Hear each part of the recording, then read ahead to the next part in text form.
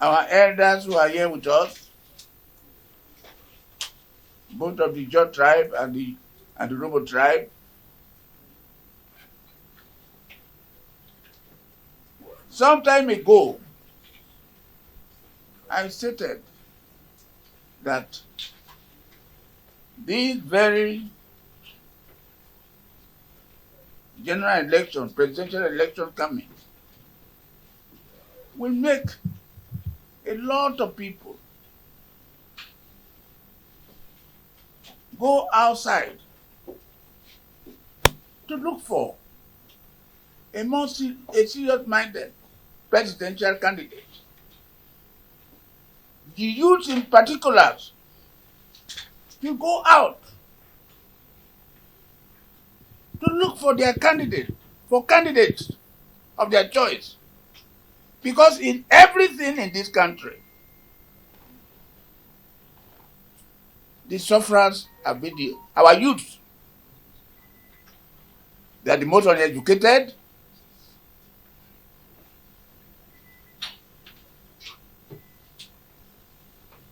Today, the poorest man in the world is in Nigeria. Yesterday it was India.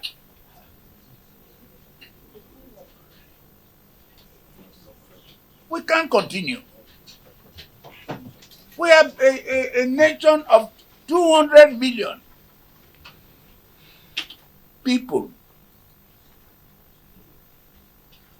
the largest black country in the world. But things are not moving on well with us. And we're not the cause. So I thought today, we have about 3, 4, 5, 18 candidates moving around. As I introduced to you earlier, I am the leader of the Southern and Middle Belt Elders Forum, which is made up of a Afenifere of Southwest, South-South, that is Pan Niger Delta, Ohanese, that's the Igbo stock, the Igbo speaking Nigerians, Middle Belt, that is the buffer between the South and the North. All the states occupying that area, the middle of Nigeria, are called Middle Belt. They are with us. They believe that Nigeria belongs to all of us, and that's what we believe in. So whatever we are doing today, we are always together. We're talking about Plateau, we're talking about Benue, we're talking about Kwara, we're talking about Niger, and so on. So we are together. It's not a question of tribe, it's not a question of religion. No. So, my purpose of calling this press conference, therefore, is for my choice to make known to all Nigerians. And sitting by me here is Julius, Mr. Julius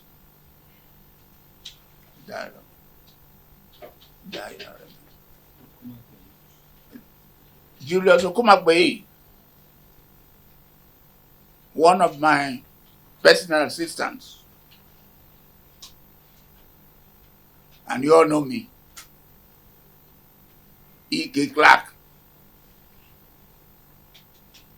I'm now moving toward my 96 years of age.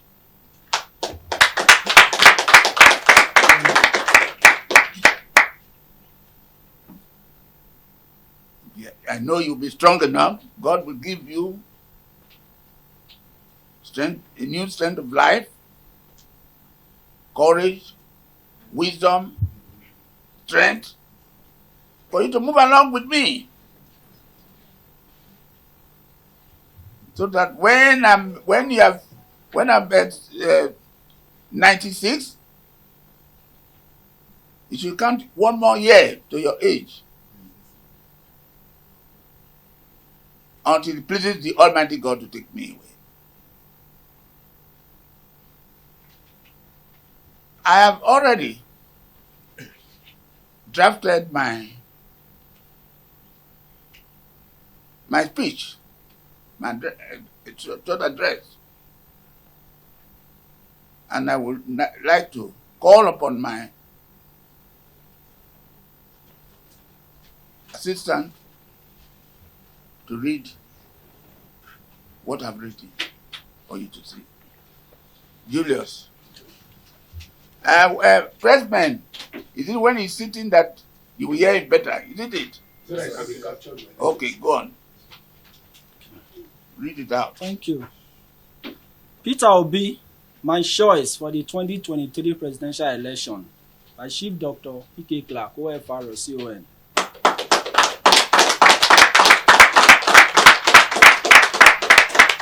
On my directive, the national leadership of the Pan-Niger Delta Forum, PANDEF, met with the presidential candidate of the Labour Party, former governor of Anambra State, His Excellency Peter Obi Yenengwa, Bayelsa State on Friday, 23 December 2022. The PANDEF delegation comprised the national chairman, Senator Emmanuel Ibokesien, Secretary, Board of Trustees, Ambassador Godnose Igali, other members of the National Executive Committee, and selected delegates from the 6 states of the South-South. I have since been fully briefed on the successful outcome of the interaction held at that occasion. Amongst other things, I have taken note of the following observations which came out of the meeting. 1. That PANDEF presented the expectation and demands of the peoples of the Niger Delta, comprising infrastructural development, devolution of power, resource control, effective and inclusive participation in the oil and gas sector, amongst other things, to the presidential candidates. 2. That the vision statement shared by His Excellency Peter Obi at the occasion, as it relates to making Nigeria more productive, using the rich resource endowment in every part of the country, curbing waste and fighting corruption, and creating jobs for our teeming youth through innovative initiative is very commendable. 3. That his restated commitment to restructuring and devolution of power will promote harmony, peaceful coexistence among the state and constituent parts of the country. 4. That his vision for more equity and justice as it pertains to the South-South region, which in the past 60 years has produced much of the revenue for the national economy, but has been neglected with little impact in terms of infrastructure and social development, is convincing and commendable. 5. Peter Obi's commitment to environmental justice to the cleanup of the Niger Delta polluted communities is most welcome, given that even the ongoing Ogoni cleanup has been rather slow. 6.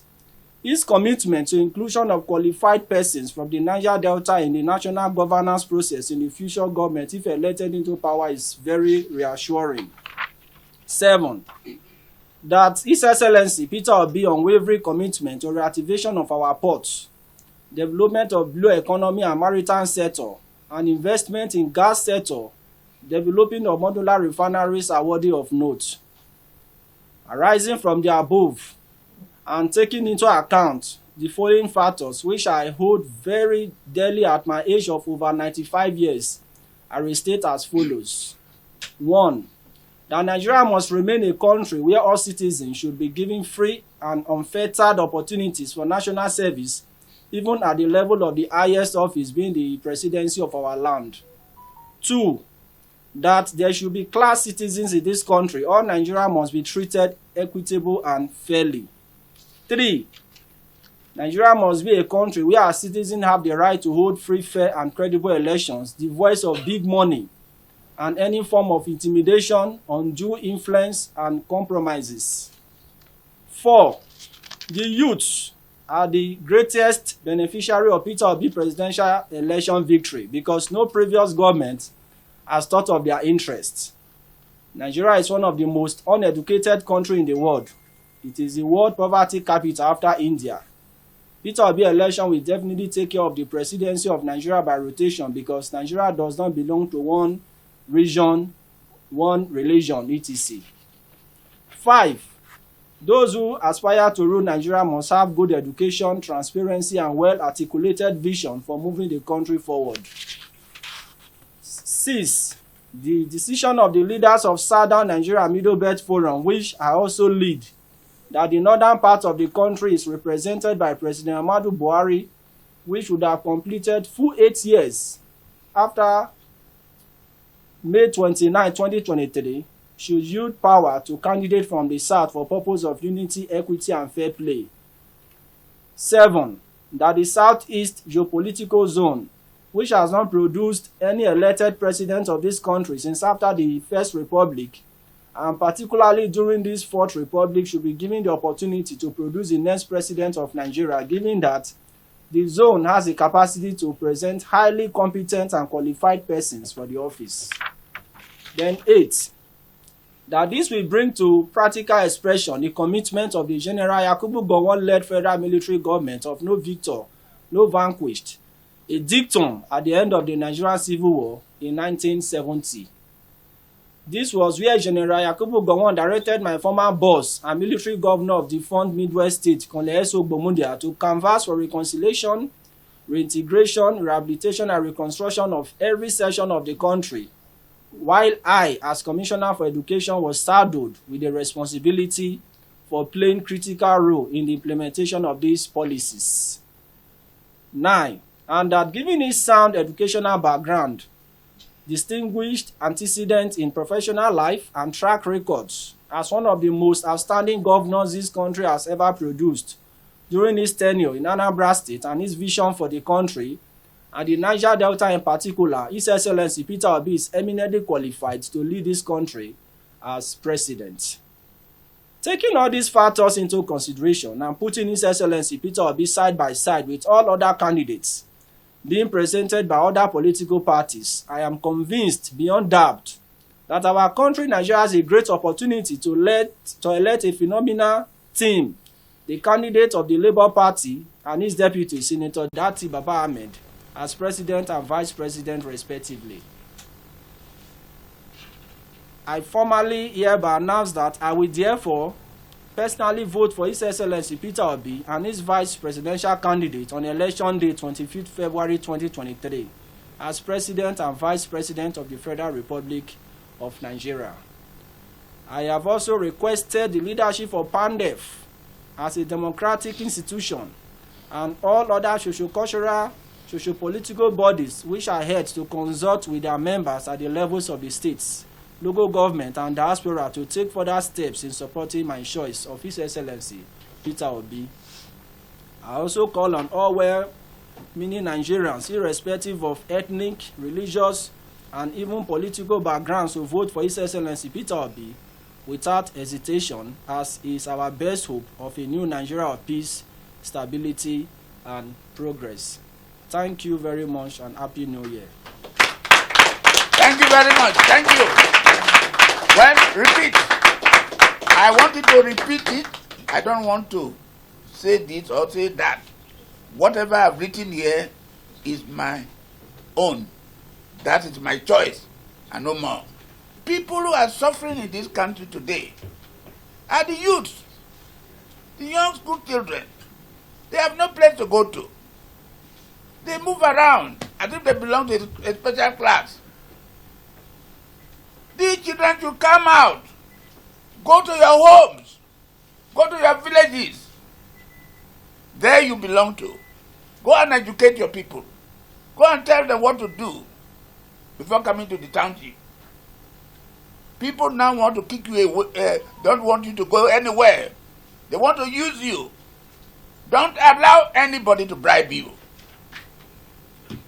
You want a transparent president.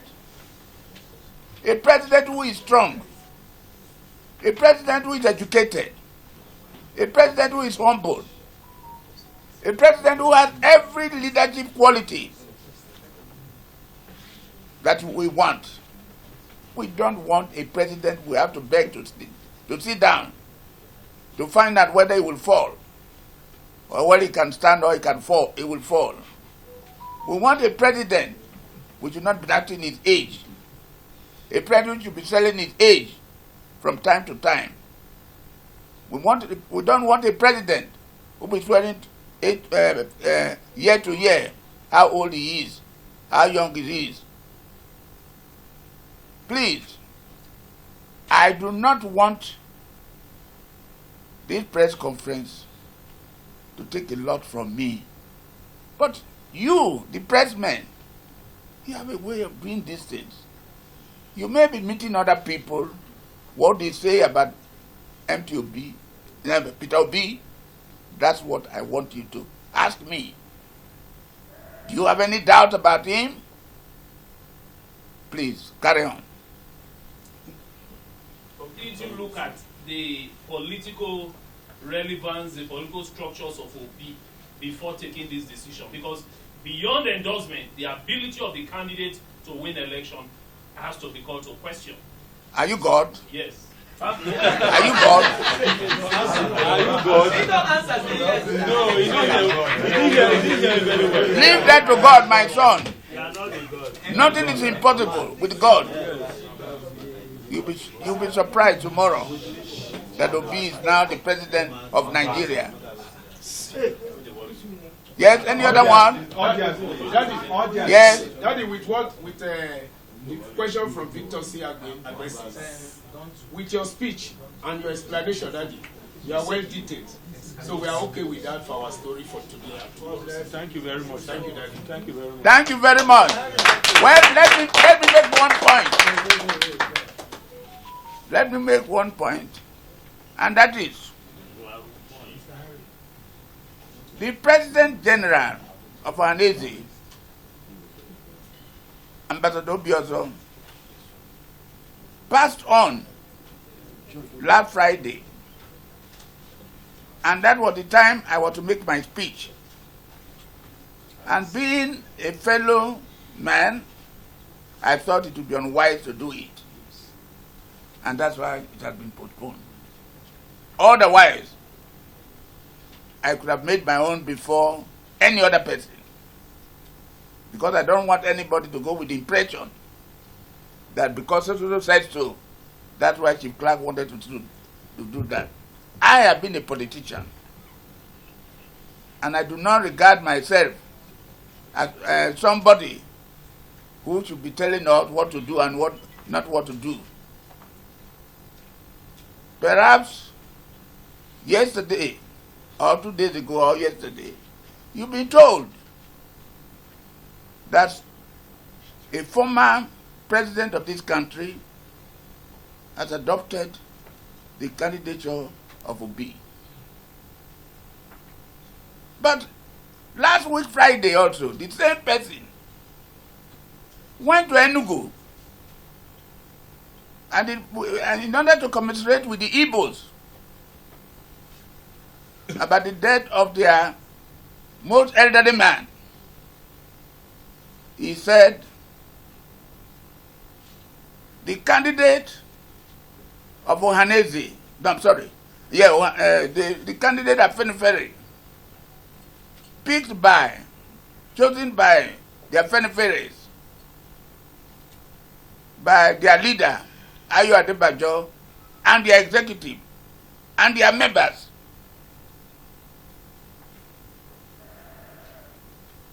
is the one he is supporting. But 2 days ago, or yesterday, he now said that it is Obi. So I've made up my mind all along. That's why I told you that we couldn't make it because of the passing on of the President General of Ohanaeze. Any other? You have enough? We have stuff. Are you sure? Very, very. Don't say I gag you. Thank you very much. Thank you, sir.